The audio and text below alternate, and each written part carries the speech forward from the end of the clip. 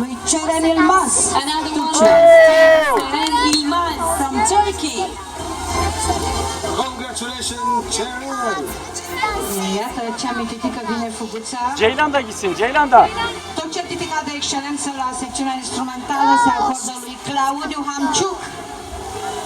Așteptăm acești copii pe scenă pentru a le înmâna această dovadă vie că ei au participat la această secțiune atât de grea și în egală măsură atât de importantă.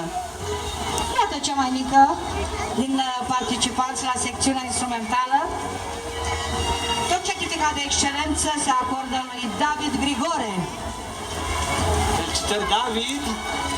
Și nu în ultimul rând, mulțumesc Vlad că mă ajuți, și nu în ultimul rând, certificat de excelență, care nu e de aici colo, către Ceylan Yilmaz.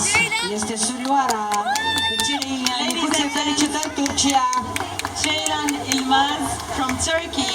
Claudiu Hamciuc, David Grigore și Lucas Bulumac sunt ceilalți trei copilași care au câștigat certificate de excelență.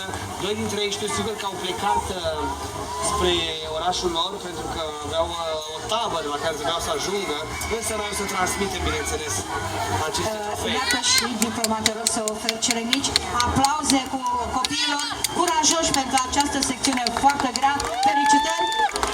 Succes în continuare tuturor! Mulțumim, doamna Anca Petroie, pentru această surpriză! Thank you very much. Thank you, girls.